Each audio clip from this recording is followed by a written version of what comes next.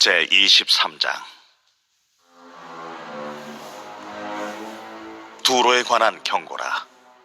다시스의 배들아, 너희는 슬피 부르짖을지어다. 두로가 황무하여 집이 없고 들어갈 곳도 없으며 이 소식이 기띔 땅에서부터 그들에게 전파되었음이라. 바다에 왕래하는 시돈 상인들로 말미암아 부요하게 된 너희 해변 주민들아, 잠잠하라. 시홀의 곡식 곧 나일의 추수를 큰 물로 수송하여 들였으니 열국의 시장이 되었도다. 시돈이여, 너는 부끄러워할지어다. 대저 바다 곧 바다의 요새가 말하기를, 나는 상고를 겪지 못하였으며 출산하지 못하였으며 청년들을 양육하지도 못하였으며 처녀들을 생육하지도 못하였다 하였음이라. 그 소식이 애굽에 이르면 그들이 두로의 소식으로 말미암아 고통받으리로다. 너희는 다시스로 건너갈지어다. 해변 주민아, 너희는 슬피 부르짖을지어다. 이것이 옛날에 건설된 너희 희락의 성, 곧 그 백성이 자기 발로 먼 지방까지 가서 머물던 성읍이냐? 면류관을 씌우던 자요, 그 상인들은 고관들이요, 그 무역상들은 세상의 존귀한 자들이었던 두로에 대하여 누가 이 일을 정하였느냐? 만군의 여호와께서 그것을 정하신 것이라. 모든 누리던 영화를 욕되게 하시며 세상의 모든 교만하던 자가 멸시를 받게 하려 하심이라. 딸 다시스여, 나일같이 너희 땅에 넘칠지어다. 너를 속박함이 다시는 없으리라. 여호와께서 바다 위에 그의 손을 펴사 열방을 흔드시며 여호와께서 가나안에 대하여 명령을 내려 그 견고한 성들을 무너뜨리게 하시고 이르시되, 너 학대받은 처녀딸 시도나, 네게 다시는 희락이 없으리니 일어나 기띔으로 건너가라. 거기에서도 내가 평안을 얻지 못하리라. 갈대아 사람의 땅을 보라. 그 백성이 없어졌나니 곧 아수르 사람이 그곳을 들짐승이 사는 곳이 되게 하였으되 그들이 망대를 세우고 궁전을 헐어 황무하게 하였느니라.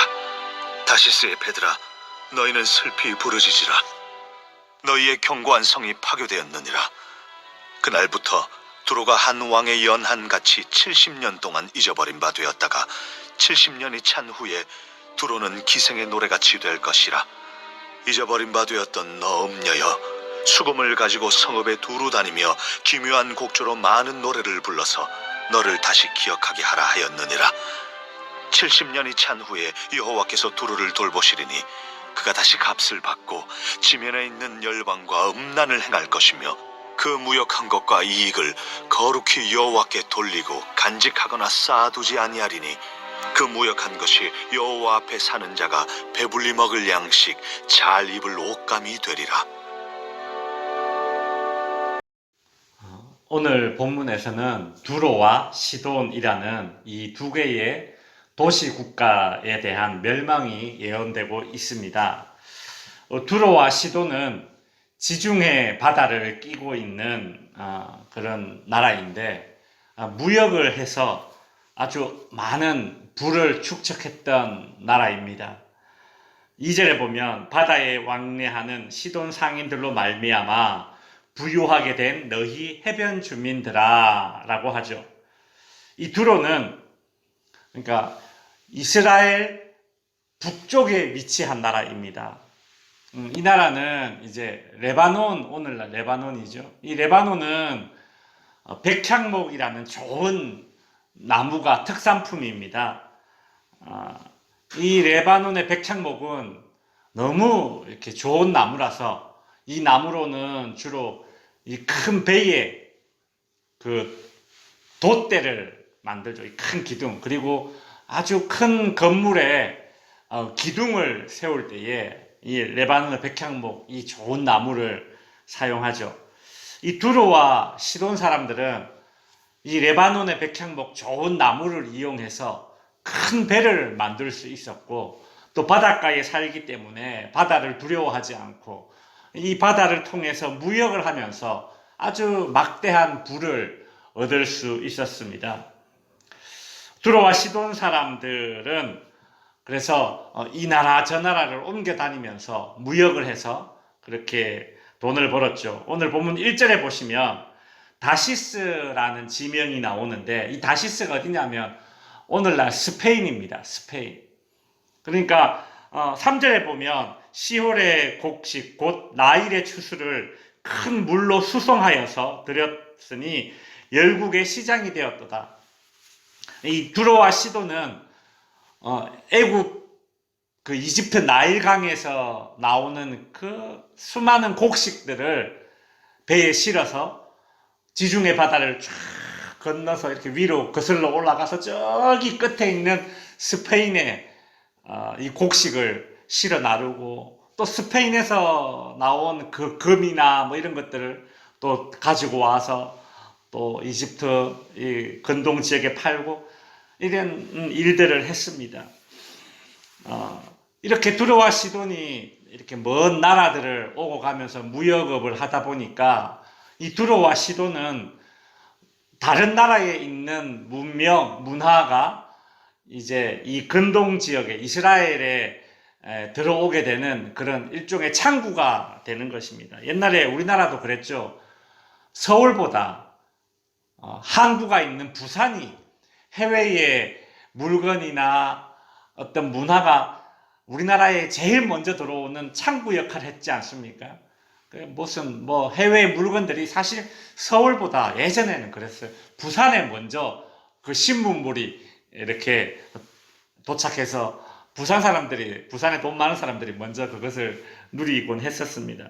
이 두로와 시돈이 그런 역할을 했다라는 것입니다.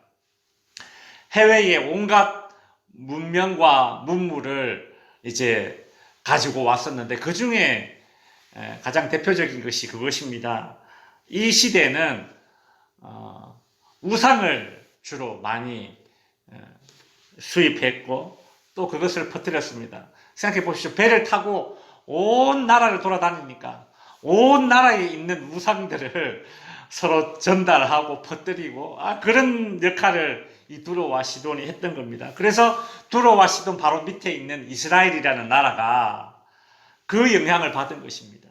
여러분 잘 알고 있는 바알과 아세라상이라는 그 이스라엘을 그 백성들을 그렇게 곤란하게 만들었던 이 바알과 아세라상 우상이 바로 이 두로와 시돈을 통해서 이 가나안 땅에 들어오게 되었고, 이스라엘의 가장 악한 왕이 누굽니까? 아합 왕 아닙니까? 그죠? 아합 왕이 그렇게 악한 왕으로 이름을 날릴 수 있었던 것은 그의 아내 또한 아주 악한 왕비였기 때문이죠. 누굽니까? 이세벨. 아합과 이세벨. 이 이세벨이 어느 나라 사람인가 하면 바로 이 두로 사람입니다. 그러니까 아주 우상과 이 악한 문화에 아주 찌들어 있던 그런 여인이 이 이스라엘 땅의 왕비가 되어서 아합 왕과 짝짝꿍이 되어가지고 얼마나 이 이스라엘에 아주 영적으로 큰 해악을 끼쳤습니까? 그래서 이 두로와 시돈은 하나님께 심판을 받는 겁니다. 두로와 시돈은 어떤 하나님의 심판을 받게 됩니까? 4절에 보시면 시돈이여 너는 부끄러워할지어다. 대저 바다 곧 바다의 요새가 말하기를 나는 상고를 겪지 못하였으며 출산하지 못하였으며 처녀들을 생육하지도 못하였다 하였습니다. 이게 무슨 말이냐면 이 두로와 시돈 사람들은 바다에서 무역을 하면서 먹고 살았지 않습니까? 큰 배를 만드는 기술도 있었고, 이 두로와 시돈 사람들은 우리는 바다의 아들들이다. 바다를 통해서 큰 부를 취하니까 바다를 자신들의 어머니라고 부르면서 말이죠. 이렇게 교만을 했었습니다. 그러니까 바다가 하는 말이에요. 바다가 하는 말이 뭡니까? 나 너 알지 못해. 나는 너를 출산하지 않았어. 넌 내 새끼가 아니야. 지금 그 말을 하고 있는 거죠. 즉 두로와 시돈이 바다를 통해서 부를 얻게 되었지만 이제 이 바다를 통해서 심판을 받게 됩니다. 바다가 어떻게 해안 도시인 이 두로와 시돈을 심판하였을까요? 아마도 추측하건대 큰 해일이 아닐까. 쓰나미라고 하죠. 그죠? 예전에 저기 동남아시아 일본도 쓰나미로 그냥 다 초토화되었지 않습니까? 7절에 보시면 심판을 받은 이 두로와 시돈을 향해서 그동안 같이 무역을 했던 무역 파트너죠. 애굽과 스페인, 이 다시스 사람들이 이런 말을 합니다. 7절에 보시면 이것이 옛날에 건설된 너희의 희락의 성 곧 그 백성이 자기 발로 먼 지방까지 가서 머물던 성읍이냐. 이게 무슨 말이냐면 이제 심판을 받아서 폐허가 된 두로와 시돈을 보면서 이 사람들이 놀라는 겁니다. 야, 이게 진짜 그 잘 나가던 두로와 시돈 맞아? 야, 어떻게 이렇게 망했냐? 이렇게 그렇게 놀라면서 말을 한다라는 겁니다. 그러면서 8절에서 아주 중요한 말을 합니다. 그 화려했던 두로와 시돈의 멸망, 그 배후에 도대체 누가 있는가? 사실 이사야 선지자가 정말 하고 싶었던 말이 오늘 본문 8절과 9절에 나오는 말이죠. 8절과 9절 보시면 8절에 보면 이 말이 나옵니다. 누가 이 일을 정하였는가? 9절 만군의 여호와께서 그것을 정하신 것이다. 정말 이사야 선지자가 하고 싶었던 말이 이거죠. 누가 이 일을 정하였는가? 만군의 여호와. 여호와께서, 하나님께서 그리 정했다라는 것입니다. 열국을 심판하시고 남유다도 심판하시고 오늘 본문에 나오는 두로와 시돈을 심판하시는 분이 누구인가? 바로 하나님이시라는 겁니다. 그렇다면 왜 하나님은 이렇게 열국을 심판하십니까? 9절 후반부에 나오죠. 모든 누리던 영광을 욕되게 하시며 세상의 모든 교만하던 자가 멸시를 받게 하려 하십니다. 우리가 이사야서에서 수많은 열방의 심판을 보았는데 지금까지 이 이스라엘을 포함해서 모든 나라가 이렇게 심판을 예고받는 그 이유가 무엇입니까? 한마디로 공통점이 있다면 그들이 교만해졌기 때문입니다. 이 사람들이 이 열국이 교만해진 이유는 너무 다양하죠. 너무 힘이 세서 교만해졌고, 너무 풍요로워서 교만해졌고, 너무 잘 나가서 교만해졌고, 너무 안전한 지대에 살고 있어서 교만해졌고, 교만해진 이유가 너무 다양합니다. 이런저런 이유로 이 열방이 교만해져서 하나님의 심판을 받게 되었다라는 것입니다. 11절에 보시면 여호와께서 바다 위에 그 손을 펴사 열방을 흔드시며 두로와 시돈을 향해서 바다에 바다가 이렇게 손을 폈어요.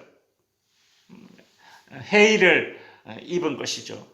자연재해를 입은 것입니다. 그 외에도 이제 적국의 침략을 받게 됩니다. 13절 중반쯤에 보시면 곧 아수르 사람이 그곳을 들짐승이 사는 곳 같이 되게 했다라고 합니다. 결국 그 화려하고 부유했던 두로와 시돈은 하나님의 심판으로 잊혀져 버린 그런 도시가 됩니다. 15절에 보면 그날로부터 두로가 한 왕의 연한같이 70년 동안 잊어버린 바 되었다가 70년이 찬 후에 두로는 기생의 노래같이 될 것이라. 17절 70년이 찬 후에 여호와께서 두로를 돌보시리니 그가 다시 값을 받고 지면에 있는 열방과 음행을 행할 것이다. 멸망 이후에 70년 동안 재건되지 못하다가 70년이 지난 이후에 이 두로와 시돈이 다시 무역업을 하면서 다시 그러니까 열방과 음행을 행한다라는 것은 이 무역 자체가 나쁘다라는 말이 아니라 다시 무역업을 통해서 다시 재건되어서 다시 이제 그 부 때문에 악해졌다라는 것입니다. 이때 두로와 시돈이 하는 이 무역업을 오늘 성경에서는 기생의 노래 같다. 값을 받고 음란을 행한다. 이리 묘사하고 있죠. 무역업을 통해서 부정직하게 돈을 벌고 또 우상을 수입하는, 전파하는 그런 일들을 하게 됐다. 이제 그런 이야기입니다.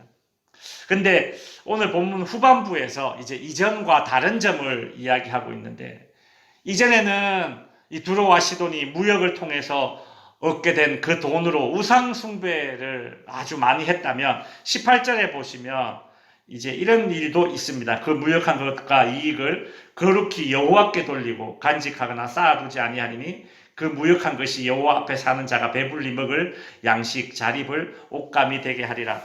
그러니까 이게 무슨 말이냐면 이 두로와 시돈이 그 이전에는 무역업을 통해서 얻게 된 그 재물로 우상을 섬기거나 이렇게 했었는데 이제 망해서 70년간 망해서 있다가 70년 이후에 다시 재건되고 난 이후에는 이 두로와 시돈이 무역을 해서 그 무역이 어디에 쓰이는가? 하나님 나라를 위해서 든든히 쓰인다. 이제 그런 예언이 나오고 있는데 이것이 이제 훗날 이후에 역사적으로 이스라엘 역사 가운데 하나님의 성전을 짓는다든가 이스라엘의 이 부가 유입되는 그런 일들이 일어납니다. 이제 그런 부분들을 이제 예언하고 있는 것이죠. 그러니까 하나님께서 두로와 시돈을 다시 70년 이후에 재건시키고 다시 부유하게 만들어주는 그 이유가 무엇인가? 하나님이 원하는 목적대로 쓰임받기 위해서 두로와 시돈이 다시 재건된다라는 것입니다. 이제 말씀을 정리하겠습니다. 두로와 시돈은 바다 때문에 부유해졌지만 그 바다 때문에 또 망했습니다. 바다의 주인은 누굽니까? 하나님이시죠. 모든 것의 주인은 하나님이십니다. 하나님이 주신 것들은 반드시 하나님의 기쁨을 위해 쓰여져야지 되는 것이죠. 오늘날 물질적인 풍요와 성공을 추구할 뿐 하나님과의 관계에 관심이 없는 이 세대가 이 두로와 시돈과 같은 그런 하나님의 심판을 받지 않도록 우리 그리스도인들이 깨어서 경각심을 가지고 내가 가진 것, 우리가 가진 것, 우리 대한민국이 복을 받아서 이렇게 전 세계에 K 컬처, K 문화, 그죠? 이 신드롬을 일으키고 있는데 이 잘 나가서 교만해질 것이 아니라 이렇게 잘 나갈 때 우리 그리스도인들은 그죠? 지금 이 자리에서 우리가 누리는 이 모든 것 다 하나님께서 주셨다라는 그런 고백으로 기도하면서 이 나라와 이 민족이 교만해지지 않고요. 정말 경각심을 일으키는 가운데 하나님 앞에 끝까지 쓰임받는 그런 나라와 민족이 되게 해달라고 우리 기도해야 할 것입니다. 기도하겠습니다.